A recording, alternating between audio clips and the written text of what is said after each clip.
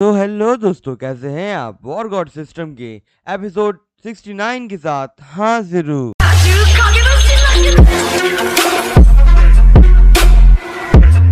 Episode की शुरुआत में हमें वो मॉन्स्टर दिखाया जाता है जो कहता है कि मैं यहाँ पे गिरते ही जा रहा हूँ, ये एक ट्रैप है इन लोगों का। और फिर वो तभी अपने सामने म्यू को देखता है और फिर वो सोचता है कि अगर मैं यहाँ पे मर ही रहा हूँ तो मैं सबसे पहले इसे ही मारना चाहूंगा। और वो ऐसा बोलते हुए उसकी टेल से म्यू के ऊपर अटैक करता है।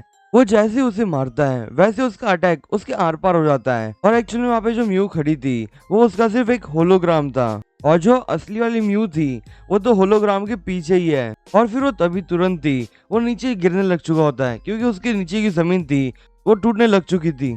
और फिर वो जैसे नीचे गिरता है वो अपने सामने देखता है कि उसके सामने बहुत सारे मिरर्स लगे हैं, और वो सोच रहा होता है कि यहाँ पे इतने सारे मिरर्स क्यों लगे हुए हैं। और फिर तभी हमें वहाँ पे वो दो मेंबर्स दिखाए जाते हैं जो मिरर्स के पीछे खड़े होते हैं, और वो कहते हैं कि क्या तुम रेडी हो? अगर तुम रेडी हो गए हो तो हम लोग उस टारगेट के ऊपर एम कर सकते हैं। तो यहाँ पे म्यू भी आ जाती है और उन सभी से कहती है कि ये हमारे प्लान का सबसे आखिरी हिस्सा है। और फिर हमें पास्ट के सीन्स दिखाए जाते हैं जहाँ पे ज़्यू उन सभी से कहता है कि यही वो जगह है जहाँ पे हम लोग उस मॉन्स्टर को मारने वाले हैं। वो लीडर और म्यू ज़्यू से एक ही क्वेश्चन करते हैं कि इस जगह पे कोई ऐसी स्पेशल पावर है जिसके कारण वो मॉन्स्टर आराम से मर जाएगा। ज़्यू उन लोगों से कहता है कि हाँ, कुछ स्पेशल चीज है। यहाँ पे जो तुम मिरर्स देख रहे हो उन्हीं मदद से ही हम लोग उस बैटल को जीतेंगे। और हाँ, हमें अगर उस बैटल को जीतना ही है तो सबसे ज्यादा कंट्रीब्यूशन म्यू का होगा, क्योंकि वही उस मॉन्स्टर को ब्लाइंड करेगी उसके अटैक से। क्योंकि जब हम लोग यहाँ पे ये सारे जो मिरर्स हैं उसे यूज करेंगे तब जो म्यू की जो एबिलिटीज हैं उन्हें कुछ ज्यादा ही बफ मिल जाएगा। इसके कारण उसकी जो सनलाइट वाली जो एबिलिटी है वो और भी ज्यादा स्ट्रांग हो जाएगी, और इसके कारण वो मॉन्स्टर भी बहुत समय तक ब्लाइंड हो जाएगा। और फिर हमें अगले सीन में दिखाया जाता है कि म्यू ने अपनी जो सनलाइट वाली एबिलिटी होती है उसे यूज कर ली होती है, और इसके कारण वहाँ पे जितने मिरर्स होते हैं उसके अंदर से वही लाइट निकल रही होती है, और वो मॉन्स्टर कुछ देख ही नहीं पा रहा होता है। उल्टा वो जोर जोर से चिल्ला रहा होता है क्योंकि उसे बहुत ज्यादा प्रॉब्लम हो रही है। अब वो मॉन्स्टर चिल्लाते हुए कहता है कि यहाँ पे कितनी ज्यादा लाइट है, मुझे जल्दी से यहाँ से निकलना होगा वरना मैं यहाँ पे मर भी सकता हूँ। और फिर वो तभी तुरंत ही अपनी जो पूंछ होती है उसकी मदद से उसके ऊपर की नेट तोड़ने लग चुका होता है, और वो जैसे टूटती है वैसे वहां से जा रहा होता है। पता ही वहाँ पे अंकल मिंग आता है और उससे कहते हैं कि क्या लगता है तुम्हें मैं तुम्हें यहाँ से भागने दूंगा? और फिर वो ऐसा बोलते हुए उसके ऊपर एक जोरदार पंच मारता है, जिसके कारण उसके मुंह से सब ब्लड निकलता है। दोस्तों, अभी ये एक मॉन्स्टर है, इसके कारण इसका जो ब्लड है वो जरा सा ग्रीन है। वो लीडर उस मॉन्स्टर को देखते हुए कहते हैं कि अब वो मॉन्स्टर वीक होते जा रहा है और अब मेरी फाइनल शॉट की बारी आ गई है। और फिर वो ऐसा बोलते हुए उस मॉन्स्टर के ऊपर शूट कर देती है, और वो एरोस जैसे उसको लगती है वैसे ही वापस जरा से स्मोक आ जाता है ब्लू कलर का। तभी वो मॉन्स्टर कहता है कि मेरी जो आंखें हैं वो रिकवर हो गई, ये कितनी अच्छी बात हो गई मेरे लिए। फिर वो तभी उसके सामने देखता है कि उसके सामने वही थ्रेट आ रहा है जो उसे मारने वाला है अभी थोड़ी देर में। ज़्यू अपनी स्वॉर्ड की एनर्जी को रिलीज करते हुए कहता है कि अब बहुत हो गया तुम्हारा, अब तुम अब मरने ही वाले हो, पर तुम मरो उससे पहले मैं अपनी एक स्वॉर्ड की टेक्निक तुम्हारे पर यूज करना चाहूंगा। और फिर वो ऐसा बोलते हुए उस मॉन्स्टर के ऊपर बहुत ज्यादा अमाउंट में स्लैश लगाने लग चुका होता है, और वो कहता है कि अब तो इस मॉन्स्टर को बहुत ज्यादा दर्द हो रहा होगा इस स्लैश से। पर तभी फिर हमें दिखाया जाता है कि वो जो मॉन्स्टर होता है वो उसको इसके अटैक का कोई फर्क नहीं पड़ा होता है, क्योंकि उसने अपनी शील्ड का यूज किया होता है इस बार। ज़्यू उस मॉन्स्टर को देखते हुए कहता है कि ये मॉन्स्टर फिर से अपने आप को बचाना चाहता है। अंकल मिंग कहता है कि तुम्हें चिंता करने की कोई जरूरत नहीं है, अभी मैं सिर्फ इसे एक पंच मारूंगा और उसके बाद वो मर जाएगा। और फिर ऐसा बोलते हुए एक जोरदार पंच मारता है, और फिर तो वो जो मॉन्स्टर होता है वो वहाँ पे मर ही जाता है। और फिर तभी ज़्यू म्यू को उठाते हुए वहां से दूर चला जाता है, और वो उसको ज्यादा दूर छोड़ देता है, मतलब कि अभी उसको सिर्फ वो मॉन्स्टर की जो बॉडी है उसे ज्यादा दूर किया है। तभी उतने में ज़्यू की जो हुडी होती है उसके अंदर से उसका पैड बाहर आता है, और वो तुरंत ही उधर से कूद जाता है। ज़्यू अपने पैड से कहता है कि भाई साहब तुम कहाँ जा रहे हो, पर वो पैड उसकी नहीं सुनता और वो सीधा वहां से गायब हो जाता है। अभी दोस्तों, मुझे पता है कि तुम लोग क्या सोच रहे होगे, म्यू का ये पेट है और वो ऐसी खतरनाक जगह पे घूमने चला गया है तो ये ज़्यू कुछ कर क्यों नहीं रहा। दोस्तों, ये जो पेट है वो पहले भी घूमने जा चुका है जो ज़्यू को पता है, इसके कारण वो उसका पीछा नहीं कर रहा है। म्यू ज़्यू से कहते हैं कि फाइनली हमने ये ब्लू स्कॉर्पियन को हरा ही दिया। ज़्यू कहता है कि हाँ, तुम सही कह रही हो, हमने साथ में मिलके इस ए रैंक के मॉन्स्टर को आराम से मार दिया। अंकल मिंग अपने मन में सोचते हुए कहते हैं कि मैंने कभी नहीं सोचा था कि मैं ऐसी जो टीम है उसके साथ काम करके एक ऐसे मॉन्स्टर को मारूंगा जो बहुत ज्यादा स्ट्रांग हो। पर यहाँ पे मुझे सिर्फ एक ही चीज पसंद नहीं आ रही कि ये जो विक्ट्री है वो मेरे कारण नहीं आई थी, ये सिर्फ इस यू के कारण आई थी। और आज मुझे इस यू को देख के उसके फादर की याद आ गई, ये उसके फादर से भी ज्यादा अच्छा कर रहा है। तब इस यू के पास वो लीडर आती है और वो यू से कहती है कि अभी हमें जल्दी से जो डोंगाई सिटी का डंजन है उसके डीपर पार्ट में जाना होगा। दोस्तों वीडियो में आगे बढ़े उससे पहले मैं आप सभी को एक बढ़िया से प्लेटफॉर्म के बारे में बताना चाहूंगा जिसका नाम कुकू एफएम है। दोस्तों कुकू एफएम इंडिया का लीडिंग ऑडियो बुक प्लेटफॉर्म है, जहाँ पे दोस्तों आप सभी को 3000 से भी ज्यादा ऑडियो बुक्स मिलेगी, बायोग्राफीज मिलेगी और साथ ही साथ आपको समरीज भी मिलेगी। और दोस्तों जब मैं अपने वीडियोस के लिए फोटोज क्रॉप कर रहा होता हूँ तब मैं स्पेशली कुकू एफएम सुनना जरूर प्रेफर करता हूँ, क्योंकि वहाँ पे बहुत ज्यादा अमेजिंग ऑडियो बुक्स हैं जिन्हें सुनने के बाद बहुत ज्यादा अच्छा लगता है और आपको बहुत ज्यादा नॉलेज भी मिलती है। और सबसे अच्छी बात तो मुझे ये लगती है इस प्लेटफॉर्म के बारे में कि ये जो प्लेटफॉर्म है वहाँ पे आपको बहुत ज्यादा अमाउंट में ये सारी जो बुक्स हैं वो आप सभी को ऑडियो फॉर्मेट में अवेलेबल कराते हैं, क्योंकि बुक्स पढ़ने में आपको बहुत ज्यादा टाइम लगता है और आप काम करते हुए तो बुक्स को रीड कर ही नहीं सकते, पर आप कुकू एफएम को कोई भी काम करते हुए अपने ईयरफोन्स को लगाते हुए आप सुन सकते हो। तो दोस्तों वैसे तो इस प्लेटफॉर्म की जो कॉस्ट है वो 399 रुपीज पर ईयर है, पर मेरा अगर आप कूपन कोड यूज करोगे जो मैंने मेरे डिस्क्रिप्शन में और आपके स्क्रीन पे अभी प्ले हो रहा होगा, अगर आप उसे यूज करोगे तो आपको 50% ऑफ मिलेगा इसके ऊपर, तो फिर आपकी जो कॉस्ट होगी वो ₹199 हो जाएगी। दोस्तों ये है ना एकदम बहुत अच्छी सी डील, क्योंकि दोस्तों जब आप एक फिजिकल बुक खरीदते हो तब आपको वो जो बुक की कॉस्ट होती है वो आपको 200 से भी ज्यादा की हो सकती है और वो भी आपको सिर्फ एक ही मिलेगी 200 रुपीज में। पर दोस्तों अगर आप मेरा कूपन कोड यूज करोगे तो आपको इसका जो सब्सक्रिप्शन है वो सीधा आपको 199 रुपीज में ही मिलेगा। तो ये कितनी अच्छी बात है कि आपको ₹199 में आपको इतनी सारी ऑडियो बुक सुनने को मिल जाएगी। और दोस्तों ये जो ऑफर है वो वन टाइम अवेलेबल है, इसके लिए दोस्तों आप जल्दी से जाइए और जो मैंने डिस्क्रिप्शन में लिंक दी है और साथ ही साथ उसका कूपन कोड दिया है उसे कॉपी करते हुए इस ऑफर को जल्दी से ले लीजिए, क्योंकि इतना अच्छा ऑफर वापस नहीं मिल सकता ना। और फिर हमें अगले सीन में एक मॉन्स्टर दिखाया जाता है जो एक्चुअल में छोटा है फिलहाल। दोस्तों ये वही स्कॉर्पियन मॉन्स्टर है जो अभी फिलहाल इन लोगों के साथ बैटल कर रहा था। ये एक्चुअल में जब मरते हैं उसके बाद अपना जो कोर होता है वो लेते हुए वो ऐसे ही बाहर निकल जाते हैं अपनी बॉडी के अंदर से। वो मॉन्स्टर एकदम तेज से वहां से जाते हुए अपने मन में कहता है कि इन ह्यूमंस ने भले मुझे हरा दिया हो पर ये लोग रियल में एक किंग को तो नहीं हरा पाएंगे। पर तभी उतने में वहां पे एक और मॉन्स्टर आ जाता है जो एक्चुअल में ज़्यू का ही पेट है।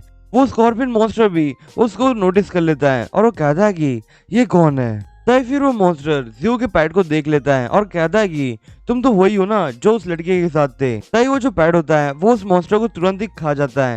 और उसके बाद हमें अगली सीन में डोंगाई सिटी की एकदम डीप पार्ट दिखाई जाती है।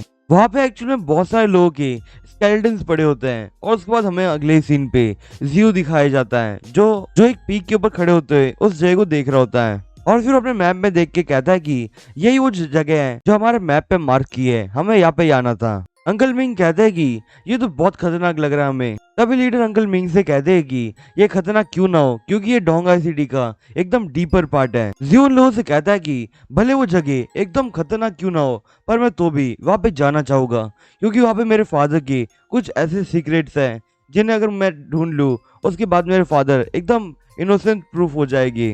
म्यू ज़्यू से कहते हैं कि मैं भी तुम्हारे साथ इस डोंगाई सिटी के एकदम डीपर पार्ट में आना चाहूंगी, क्योंकि हमने अभी अभी एक ब्लू स्कॉर्पियन मॉन्स्टर को मारा है और मुझे नहीं लगता कि अगर जब तक हम लोग साथ में काम कर रहे हैं तब तक आप पे कोई प्रॉब्लम आ सकती है। वो लीडर ज़्यू को देखते हुए अपने मन में कहते हैं कि इन लोगों की जो रिलेशनशिप है उनको देखते हुए मुझे जरा अच्छा तो लग रहा है, पर इनकी जो फैमिली है म्यू फैमिली वो बहुत खतरनाक है। मुझे नहीं लगता कि ये लोग कभी इन लोगों को एक्सेप्ट भी करेंगे, क्योंकि यहाँ पे जो ज़्यू का जो बैकग्राउंड है वो जरा खराब है, क्योंकि इसके जो फादर हैं उन्होंने एक्चुअल में धोखेबाजी की थी, इसके कारण उन्हें अरेस्ट कर लिया गया है। वो लीडर ज़्यू से कहते हैं कि हम भी तुम्हारे साथ उस डंजन के एकदम अंदर आना चाहेंगे। पर तभी वहाँ पे उस जगह पे एक मॉन्स्टर दिखाया जाता है जो एकदम जोर से चिल्ला रहा होता है और ये चीज वहाँ पे एक मेंबर नोटिस कर चुका होता है और वो कहता है कि उस जगह पे क्या हो रहा है। और फिर हमें वहाँ पे उस मॉन्स्टर का सीन दिखाया जाता है जो एक्चुअल में अपनी ऑरा होती है उसे एकदम जोर से रिलीज कर रहा होता है और वो बहुत ज्यादा जोर से चिल्ला भी रहा होता है। और फिर तभी वहाँ पे ज़्यू के जितने भी लोग थे उन सभी को उस चीज का प्रेशर फील होने लग जाता है और वो सब कहता है कि मैं यहाँ पे एकदम सीधा भी नहीं खड़े हो पा रहा, क्योंकि यहाँ पे कितना ज्यादा प्रेशर फील हो रहा है। अंकल मिंग तुरंत ही उन सभी से कहता है कि हमें जल्दी से ये जगह छोड़नी होगी और फिर ऐसा बोलते हुए वो सब वहां से जाने लग जाता है।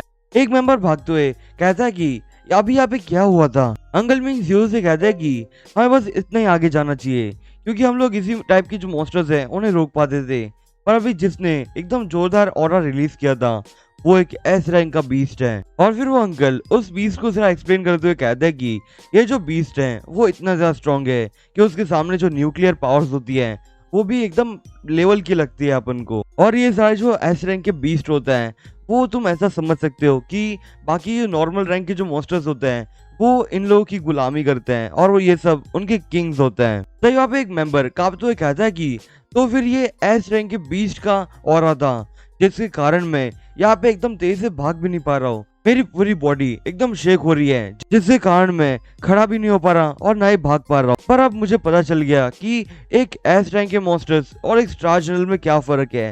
ये तो बिल्कुल ऐसा ही है कि तुम्हारे सामने एक बेबी शीप हो और उसके सामने एक बड़ा सा टाइगर हो। तभी जी उन लोगों से कहता है कि जो मैप की जो जगह मार्क की थी उस जगह पे एस रैंक का बीस्ट है। ये कितनी बुरी बात है, क्योंकि मैं सिर्फ एक ही कदम दूर था अपने फादर के एविडेंस को ढूंढने में। वो लीडर जियो से कहते हैं कि तुम इतने परेशान मत हो, अभी तुम जब एकदम ज्यादा स्ट्रांग हो तब तुम यहाँ पे फिर से आ जाओ और उस मॉन्स्टर को मार दो। और अभी फिलहाल यही अच्छा ही होगा कि तुम वहाँ पे ना ही जाओ और उस मॉन्स्टर को मारने, और ना ही तुम्हें अभी जाके अपने फादर के एविडेंस ढूंढनी चाहिए, क्योंकि जो तुम्हारे फादर के जो दुश्मन हो सकते हैं वो एस रैंक से भी ज्यादा स्ट्रांग होगे। इसलिए तुम्हें पहले अपने आप को एकदम ज्यादा स्ट्रांग बनाना होगा, क्योंकि तुम्हें सच में लगता है कि भले तुम्हारे पास एविडेंस क्यों ना आ जाए, पर क्या तुम्हें लगता है कि तुम्हारे फादर को तुम इनोसेंट प्रूफ कर भी पाओगे जबकि तुम्हारे पास सारे एविडेंस आ जाएंगे तो भी। जियो फिर अपने मन में सोचते हुए कहता है कि हाँ ये लीडर तो सही कह रही है, मुझे यहाँ पे ज्यादा स्ट्रांग तो होना ही पड़ेगा, क्योंकि ये मैं भले अपने फादर को इनोसेंट प्रूफ भी क्यों ना कर दूं, पर मुझे नहीं लगता कि मेरे फादर स्काई प्रिजन से छूटने के बाद सेफ भी रह पाएंगे। और अब मुझे इसीलिए इतना ज्यादा स्ट्रांग होना होगा कि मैं एस रैंक के बीस्ट को एकदम आसानी से हरा सकूं। और उसके बाद फिर वो लोग एस रैंक के मॉन्स्टर से ज्यादा दूर आ जाता है। वो लीडर जियो से कहते हैं कि तो फिर अभी मैं तुमसे गुड बाय कहती हूँ और हम लोग अब से यहाँ से अलग अलग पाथ पे जाएंगे। और हाँ, जाने से पहले मैं तुम्हें फिर से कहना चाहूंगी, हमने जो प्रॉमिस किया था वो हम निभाएंगे जरूर। जब भी तुम्हें हमारी जरूरत पड़े हमें सिर्फ बुला लेना। वो लीडर वहां से जाते हुए अंकल मिंग से कहते हैं कि अंकल मिंग, तुम्हारी जो म्यू फैमिली है उसके जो रूल्स हैं वो बहुत ज्यादा स्ट्रिक्ट हैं, तो मैं तुमसे इतना कहना चाहूंगी कि तुम आगे चल के एकदम न्यूट्रल रहना। और मुझे तुम एक और बात बताओ, क्या तुम सच में अलाउ करोगे ये सिस्टर म्यू को और ये जो जियो फैन है उसको साथ में आने की? अंकल मिंग ज्यादा सोच में पड़ जाते हैं। म्यू तभी चिल्लाते हुए कहते हैं कि तुम ये नॉनसेंस बातें करना बंद कर दो। वो लीडर म्यू से कहते हैं कि मेरी जो फैमिली है उन्हें भी ये सारी चीजें पसंद नहीं है, तो क्या तुम्हें सच में लगता है कि तुम्हारी फैमिली इस चीज के बारे में तुम लोगों को ऐसे इग्नोर कर देगी? और मुझे ऐसा लगता है कि फ्यूचर में जाके तुम्हारी जो म्यू फैमिली है वो एकदम अच्छे से ट्राई करती रहेगी तुम्हें अलग करने की। और तब अंकल मिंग, प्लीज आप मुझे जाके इन्फॉर्म कर देना। अंकल मिंग अपने मन में सोचते हुए कहते हैं कि मुझे ये लड़की एकदम गू फैमिली की एक लड़की की बात याद दिलाती जा रही है, पर वैसे इसने यहाँ पे सही कहा है। यहाँ पे जियो फैन और इस म्यू के कारण आगे चल के हमारी म्यू फैमिली के अंदर बहुत ज्यादा खतरनाक हेडेक आने वाला है। और उसके बाद वो लीडर उनसे भी गुड बाय कहते हुए वहां से चली जाती है। और उसके बाद हमें अगले सीन में स्काई प्रिजन का सीन दिखाया जाता है और फिर वहाँ पे हमें जियो के डैड दिखाए जाते हैं, जो एक बर्ड को देखते हुए कहते हैं कि क्या तुम्हें सच में अंदर आना है? अगर तुम अंदर आ गई तो तुम बाहर नहीं जा पाओगी। तभी वहाँ पे इस जियो के फादर से मिलने के लिए एक लड़का आता है और उस जियो के फादर से कहता है कि तुम्हें ऐसे देख के मुझे ऐसा लग रहा है कि तुम तो यहाँ पे अपनी पिकनिक बनाने के लिए आए हो। जियो के फादर उससे कहते हैं कि तुम्हें क्या लगता है कि मैं यहाँ पे क्या कर रहा हूँ? दोस्तों, यहाँ पे मैं जियो के फादर का जो नाम है वो आपको फिर से याद दिला देता हूँ। जियो के फादर का नाम जियो हुई है, तो हम उन्हें हुई बुला सकते हैं। वो लड़का हुई से कहता है कि हमारे जो एकदम स्पेशल मेंबर्स हैं वो तुम्हें इनोसेंट प्रूफ करने के लिए बहुत ज्यादा मेहनत कर रहे हैं, पर तुम यहाँ पे एक टाइगर थे एक समय पे, तो तुम ये नहीं सोच सकते कि तुम इस जेल से कैसे बाहर निकलो और अपने आप को इनोसेंट कैसे प्रूफ कर सको। और अगर तुम यहाँ पे एक चीज भूल चुके हो तो मैं तुम्हें याद दिला दूं, तुम्हें याद है मार्शल ने भी एक बार प्रिडिक्ट किया था कि तुम चाइना के अंदर अगले मार्शल बनोगे। कोई कहता है कि हाँ, मैं यहाँ से जाना चाहता हूँ और अपनी इनोसेंस भी प्रूफ करना चाहता हूँ, और मैं जैसे ही इनोसेंट प्रूफ हो जाऊंगा वैसे ही वो जो मैटर है वो भी सॉल्व हो जाएगा अपने आप। दोस्तों, यहाँ पे वो जो लड़का है उसका नाम डोंग क्यूआन है। वही डोंग से कहता है कि क्या तुम्हें सच में लगता है कि मैं यहाँ पे एकदम शांत से बैठा रहूं जबकि मेरे ऊपर इतने सारे इल्जाम लग चुके हैं? अगर मैं चाहता तो मैं यहाँ पे बहुत कुछ कर सकता हूँ, पर मैं यहाँ पे तुम्हें एक और बात बताना चाहता हूँ, जब मैं कोर्ट में था तब मैंने अपना जो क्राइम था वो इसलिए नहीं मान लिया था कि मेरे सामने जो ओपोनेंट्स थे वो बहुत ज्यादा स्ट्रॉन्ग थे। वो क्राइम मैंने इसलिए मान लिया था क्योंकि वो क्राइम मैंने खुद ने कमिट किया था। तभी डोंग चिल्लाते हुए कहता है कि तुमने अभी अभी क्या कहा। दोस्तों आज के लिए बस इतना ही, मैं आपसे फिर मिलूंगा इस सीरीज के अगले एपिसोड के साथ, तब तक के लिए बाय।